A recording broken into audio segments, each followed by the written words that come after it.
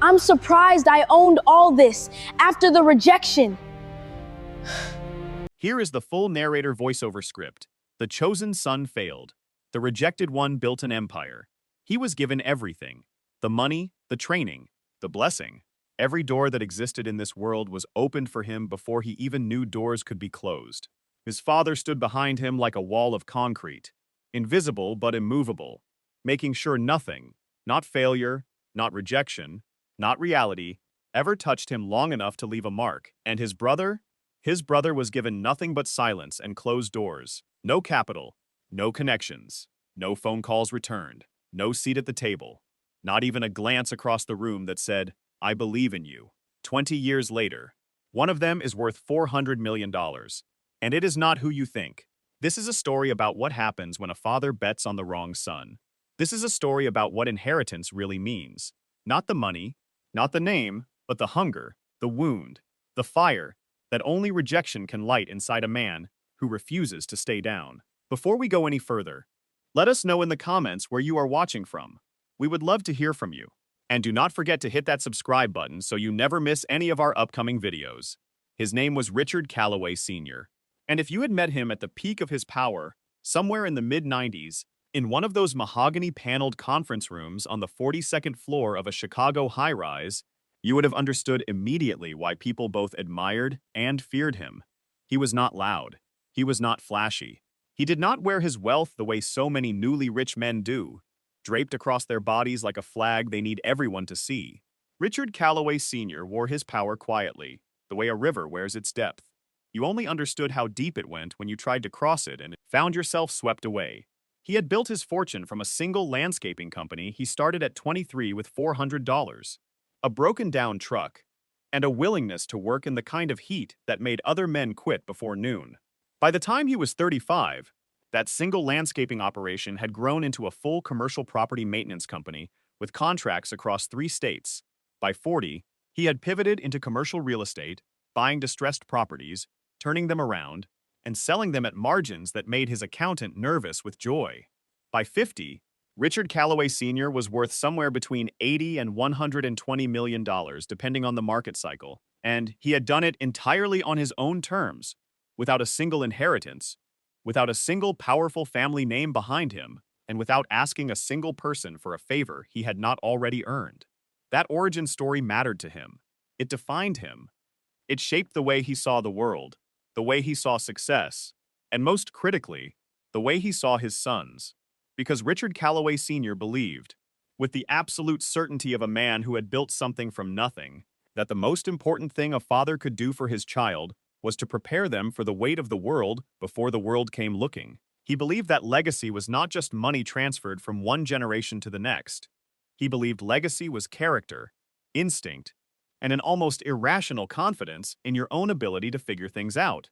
And he believed, without question, without hesitation, without a single moment of self-doubt, that only one of his 2 sons possessed those qualities. He was wrong, but it would take 2 decades and the near-total collapse of everything he built for him to understand that. Richard Calloway Sr. had 2 sons from 2 different chapters of his life.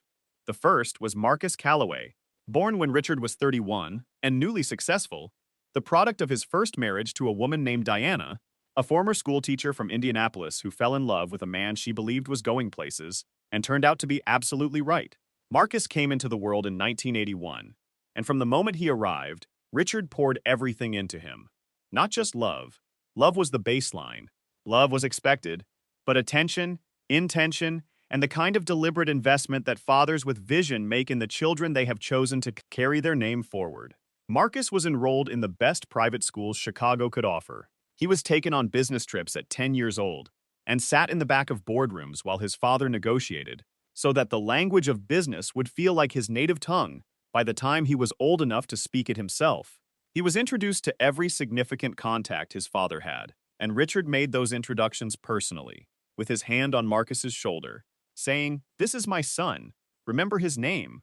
By the time Marcus was in high school, he moved through the world with the particular ease of someone who has never had to question whether they belonged anywhere.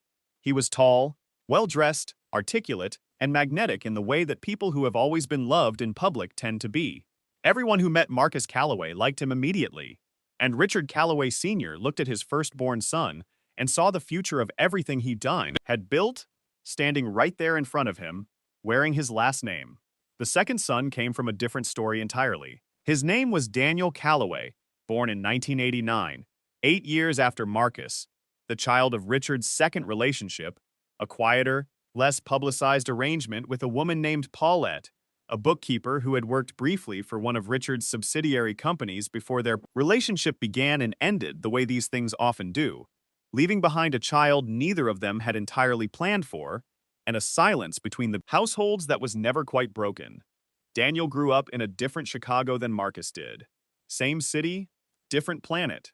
While Marcus had the North Side, the private school uniforms, the weekend trips to the country club, and a father who showed up not just on birthdays, but on ordinary Tuesdays, for no reason other than to check in, Daniel had the South Side, a small apartment his mother kept meticulous and warm despite its limitations, a public school where the teachers were overworked and the hallways were loud, and a father who appeared in his life the way weather appears, occasionally, powerfully, and always on its own schedule, never Daniel's. Richard was not absent the way some fathers are absent, vanished without a trace, existing only as a rumor in their children's lives. He paid support, he made appearances, he showed up for important occasions. But showing up for occasions is not the same as showing up for a childhood.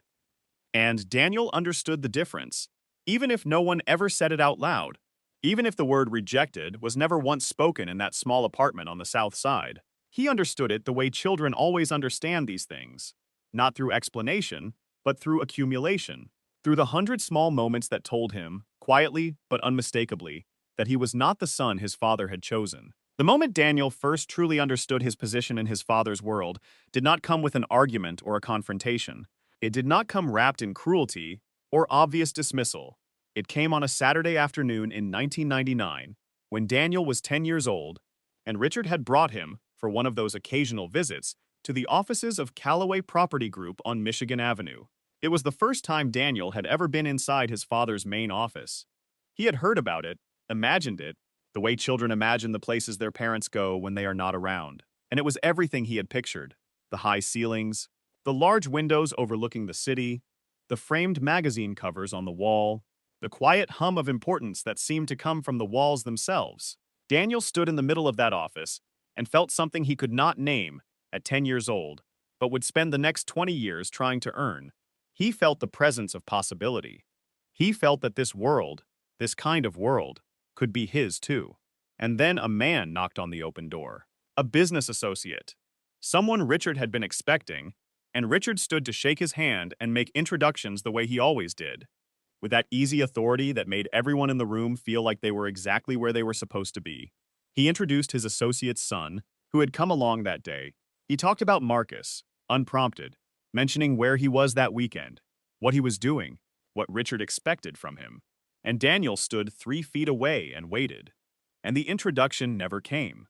Not because Richard was malicious, not because he was trying to send a message, but because in that room, in that moment, in the architecture of Richard Calloway Sr.'s mind, Daniel was not quite the same category of son. He was loved, yes, but he was not chosen. And Daniel Calloway, at 10 years old, felt the difference go through him like cold water. He did not cry. He did not say anything. He stood very still, looked out the window at the city below, and made himself a promise he could not yet fully articulate. One day, he thought, one day, this will be different. Through the 1990s and into the early 2000s, the two sons of Richard Calloway Sr. moved through life on entirely separate tracks, and the distance between those tracks grew wider with every year. Marcus, by now in his early 20s, and fresh out of Northwestern University, with a business degree his father had paid for in full, was being groomed with an intentionality that left nothing to chance. Richard began bringing Marcus into the operational side of Calloway Property Group, giving him titles, giving him responsibilities, giving him the kind of visibility inside the company that told everyone paying attention exactly who the heir apparent was.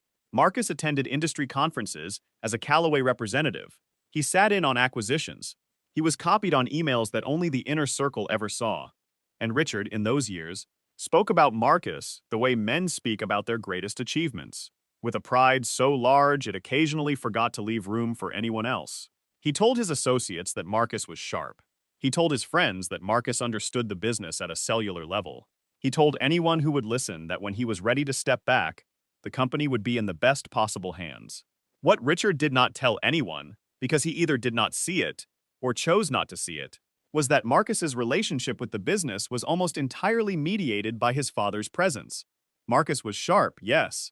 He was likable and well-networked and could read a room with the instinctive ease of someone raised in rooms worth reading. But his understanding of the business had never been tested without a net beneath it.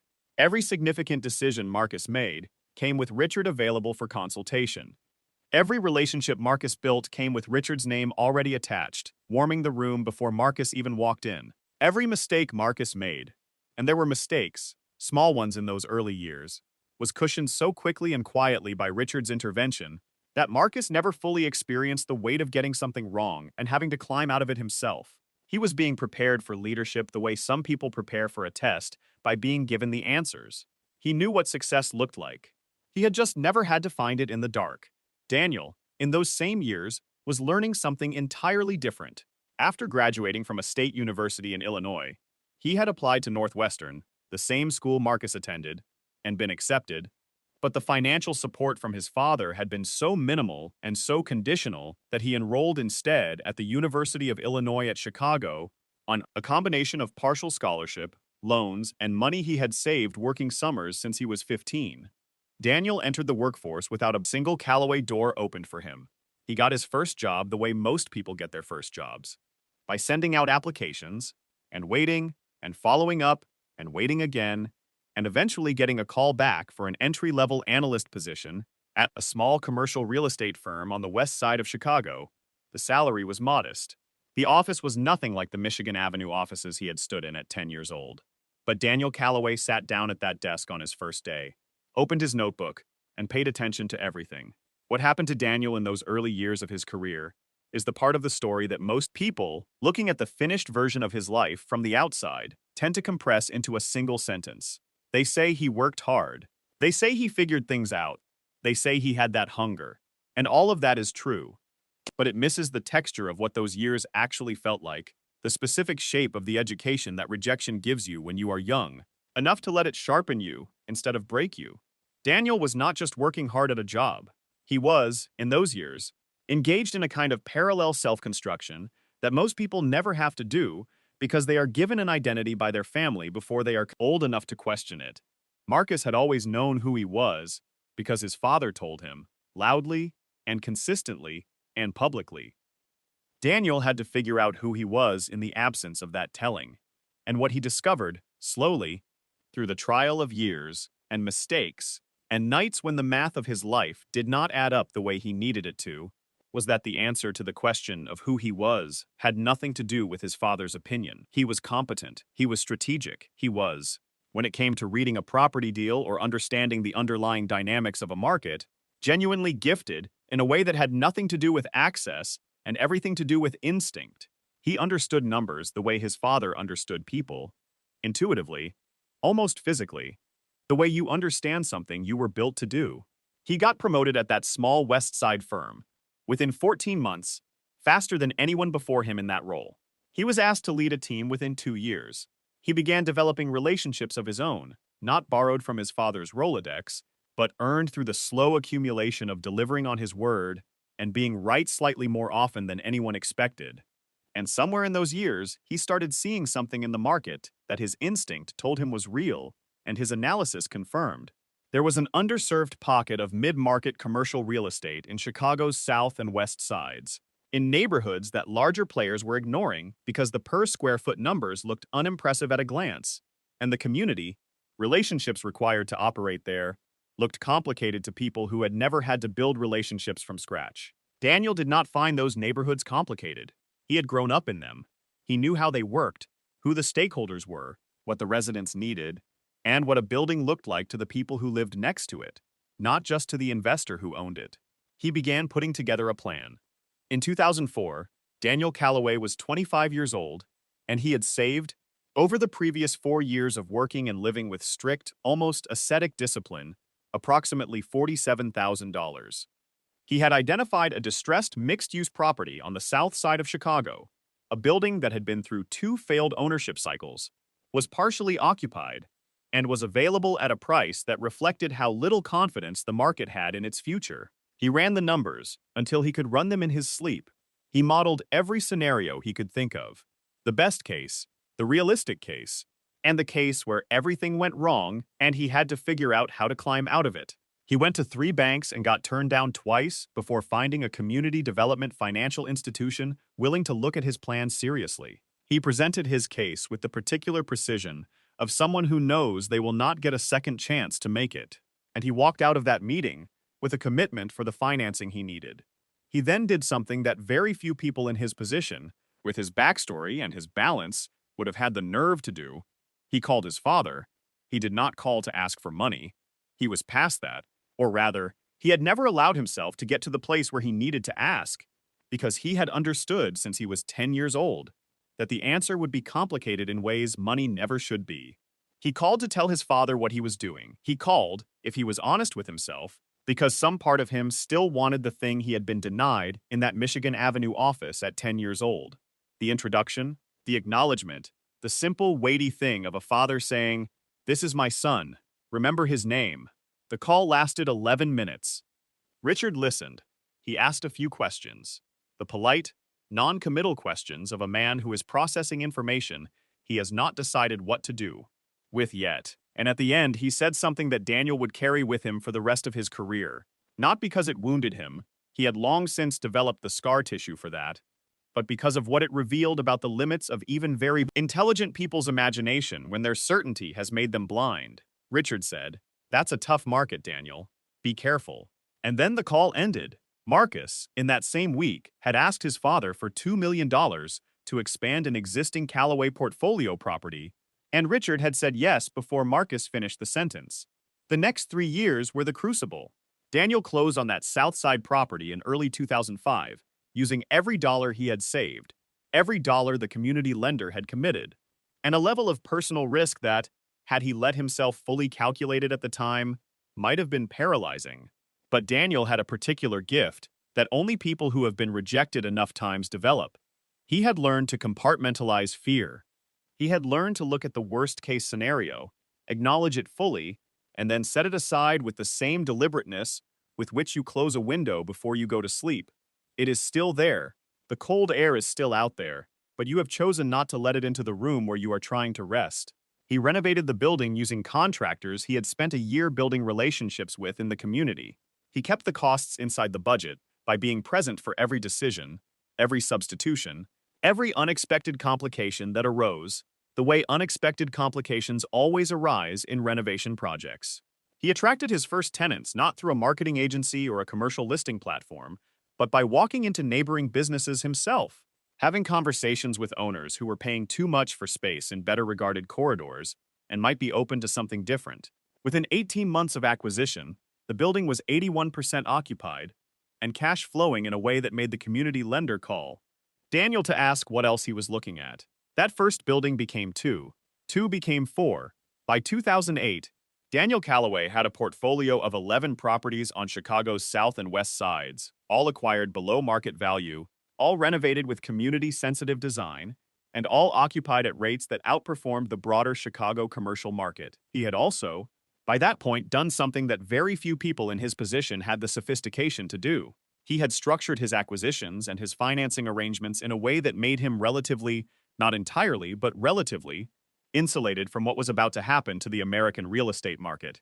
He did not predict the 2008 financial crisis with any precision. No one did. But he had built conservatively, with low leverage and strong cash flows, because he had never had the kind of safety net that allowed him to build aggressively. His caution, born entirely from the absence of anyone to catch him if he fell, turned out to be the most sophisticated risk management strategy in the room. Marcus Calloway entered 2008 in a very different position. By this point, Marcus was 27 years old and running the day-to-day operations of Calloway Property Group's acquisition division, a title his father had created for him, and a role that carried all the authority of succession, without quite yet having the full accountability of ownership. In the years leading up to 2008, Marcus had made what looked, from the outside, like a series of bold and visionary moves. He had pushed the company into larger, higher-profile commercial acquisitions, moving away from the mid-market properties that had been the foundation of his father's wealth and into trophy assets in premium Chicago corridors, and, eventually, into markets in Phoenix and Las Vegas that were, in the mid-2000s, generating the kind of returns that made caution look like cowardice. He had borrowed aggressively, using the Calloway name and Richard's assets as collateral, to fund acquisitions that required leverage ratios that made their banker, to his credit, raise the question more than once of whether this pace was sustainable.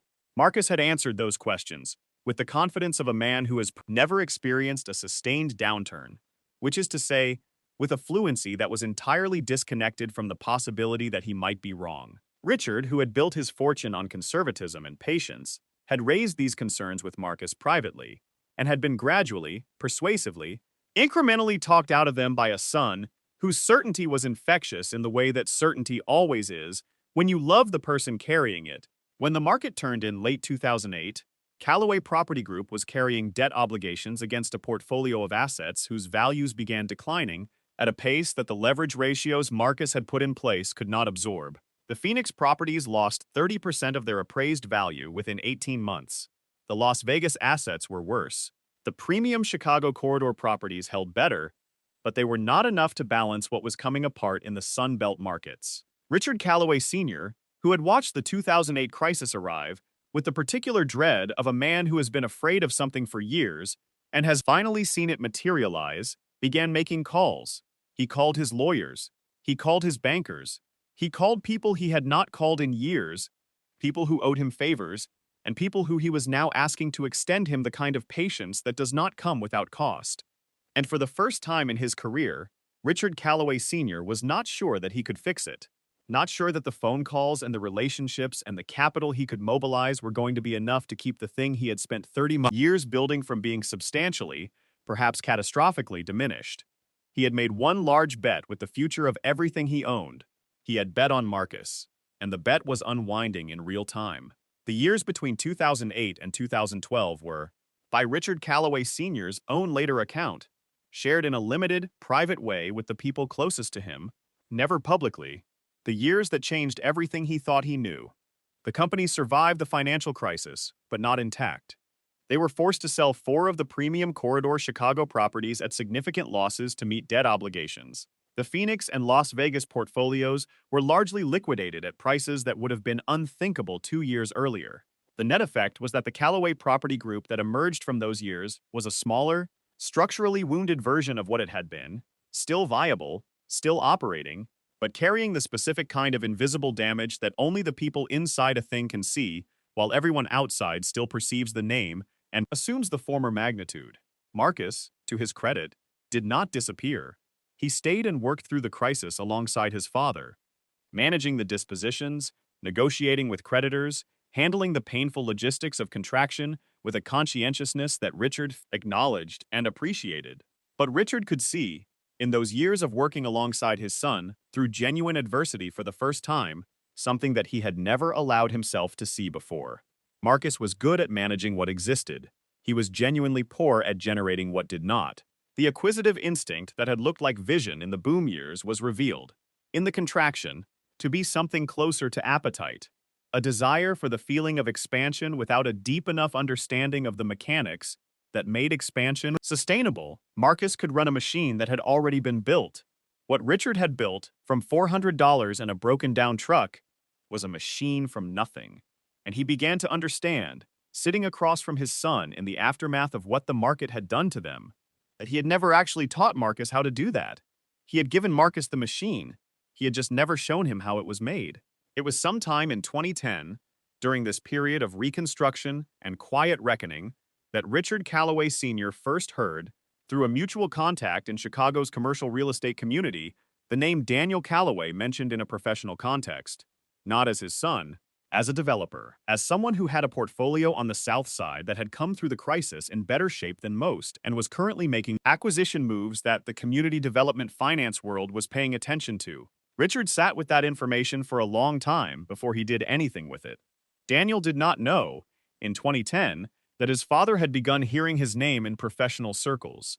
He was not thinking about his father, he was thinking about his next acquisition. The financial crisis had been, for Daniel's operation, a brutal and clarifying experience. He had lost money. 2 of his 11 properties had gone through deeply difficult periods, with tenants who could not pay, and spaces he could not quickly re-tenant, and there had been months in 2009 where the math of his operation was genuinely frightening. But he had not lost a single property. He had not defaulted on a single loan. He had renegotiated 2 financing arrangements, personally, sitting across from lenders with his books open and his projections laid out and his track record on the table, and he had gotten extensions and modifications that allowed him to keep everything intact. That experience, surviving a genuine crisis by skill and preparation and the relationships he had spent years building, did something to Daniel that success in good times can never do. It confirmed something about himself that he had suspected but never been certain of. He was not just someone who could work hard and follow a system that others had built. He was someone who could make decisions under real pressure and be right. He was someone who could hold a thing together when holding it together required something more than effort, when it required judgment, nerve, and a particular kind of calm that comes from knowing you have survived difficult things before and understanding, at a cellular level, that you can do it again. By 2011, Daniel was ready to grow in a way that he had not been ready for before the crisis. Not because the crisis had made him reckless. The opposite. The crisis had given him an education in the precise limits and specific strengths of his own operation, and now he knew, with the clarity of someone who has been tested, exactly where the floor of his competence was and how much further above that floor he could reach. He began looking at larger acquisitions. He began building relationships with institutional capital sources, not just community lenders, but regional banks and eventually a small number of family office investors who had heard about the portfolio that had survived 2008 and wanted to understand the person behind it. He brought those investors in not by selling them on a vision, the way Marcus had sold his father on Phoenix and Las Vegas, but by sitting them down and showing them a track record, a methodology, and a set of projections rooted so deeply in conservative assumptions that the upside looked almost modest, until you looked at it long enough to understand that the modesty was the point. Between 2011 and 2018, Daniel Calloway built what the Chicago commercial real estate community would come to refer to, in the trade publications that eventually started covering him, as the South Side Story, a portfolio of community-anchored commercial and mixed-use properties concentrated in neighborhoods that larger institutional players had systematically undervalued for decades. He was not, in these years, a household name. He was not on the covers of magazines. He did not give keynote addresses at industry conferences or appear on television talking about the future of real estate. He operated with the quietness of a man who understood that attention is a form of currency and that spending it too early is as dangerous as spending money too early. He was known, deeply and specifically, within a particular network of people who paid close attention to what was happening in Chicago's commercial development landscape. And in that network, his reputation was not just good. It was the kind of reputation that makes people check twice before they let a deal he is interested in get away, because they know that if Daniel Calloway wants it, there is probably something there they have not seen yet.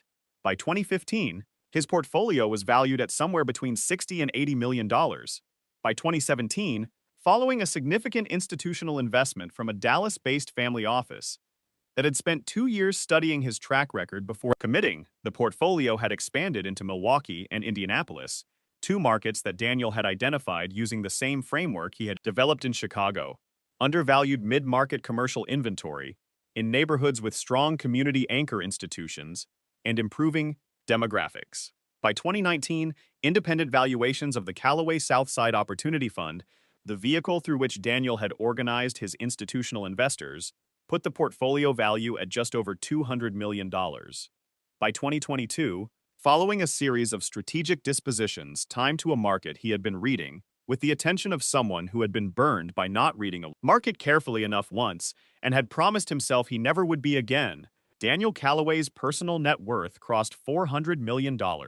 Richard Calloway Sr. learned the approximate magnitude of his second son's wealth not from Daniel, but from a journalist. A real estate trade publication had run a profile, the first major profile anyone had done on Daniel, in the spring of 2022. And a journalist had called Richard for comment, explaining that they were writing about the trajectory of Daniel Calloway's career and wanted to give his father the opportunity to offer perspective. Richard, according to the journalist's later account, had gone quiet on the phone for a moment that felt longer than it probably was, and then he had said that he was proud. He had said it simply, without elaboration, the way people sometimes say the most important things, without enough words around them to explain what the words cost. The journalist had pressed. Had he always seen this in Daniel? Had he known, when Daniel was young, that this was where the road was going? And Richard had said something that the journalist chose not to include in the final profile, perhaps because it was too personal, perhaps because it did not fit the clean narrative arc that profiles require. He said, "No, I did not see it. That is the thing I have to live with." Daniel read the profile the day it was published. He was in his Chicago office, which was not on Michigan Avenue, but on the South Side, in one of the buildings he had renovated himself in the first years of his career. He had kept that office deliberately. He had been offered, multiple times, space in premium loop towers by people who thought it would better reflect his standing. He had declined every time.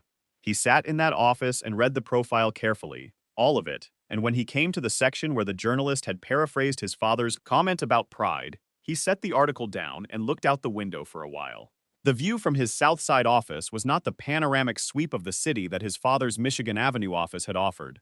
It was a street he knew well, a block he had walked for years, a neighborhood he had watched change, partly because of decisions he had made. It was not a lesser view, it was a different one. And Daniel Calloway, sitting in that office at 33 years old and worth $400 million, understood something about his father that he had not fully allowed himself to understand before. His father had not been trying to break him. His father had been trying to protect his legacy, and he had made the most human of mistakes. He had confused the child who reminded him of himself with the child who was most like him. Marcus had Richard's ease, his charisma, his fluency in social rooms. But Daniel had Richard's hunger. Daniel had the thing that Richard had had at 23 years old, standing in the heat with a broken-down truck and $400 and an absolute refusal to accept that this was all there would ever be. Richard had given that hunger to both his sons. He had just given Marcus everything else alongside it and drowned it. Marcus Calloway, by 2022, was working for the restructured Calloway Property Group in a role that carried real responsibility and real work, and he was doing it with a seriousness and a groundedness that the crisis years had developed in him in ways that the boom years never could have. He was not broken.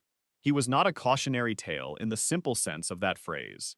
He was a man who had been given too much too soon, had learned from the consequences, and had done the difficult and underrated work of reorienting his understanding of himself in relation to those consequences. He was not worth $400 million. He would probably never be. But he was good at what he did, and he had developed, over the course of years that had been harder than anything his father had intended for him, a genuine competence and a genuine humility that the man who walked into Phoenix and Las Vegas in 2006 had entirely lacked. Richard Calloway Sr., who was in his early 80s by this point, and had transferred operational control of the company to a professional management team, while Marcus remained in a senior advisory role, had made a peace with the shape his legacy had taken. It was not the shape he had planned, but it was real. It was his, and the part of it he had not planned, the part that carried the Calloway name forward in the most visible and powerful way, the part that trade publications were writing about and institutional investors were studying and other developers were measuring themselves against. That part had been built by the son he had underestimated. That part was Daniel. The two brothers are in contact now. It is not a simple relationship, and it has not arrived at the particular warmth that stories like this one sometimes resolve into, as if the wound of 20 years of unequal treatment can be closed by a conversation, or a shared meal, or the eventual, belated recognition of the person who was always there waiting to be seen. Real life does not work that way. And Daniel Calloway is not the kind of man who requires a tidy ending to feel complete. But there is a respect between them now. There is. If you are willing to sit with the word, a recognition. Marcus has said, in the few interviews he has given, that watching Daniel's trajectory taught him something he did not expect. It taught him that what his father had given him had been both a gift and a burden, and that separating those two things had been the real work of his adult life. Daniel has said, in the even fewer interviews where he has been pressed on the subject of his family, that he does not think of his father's choices as malicious, and he does not think of his own success as revenge. He has said, quietly and without performance, that he thinks of it as evidence. Evidence that the story your family tells about you is not the last word.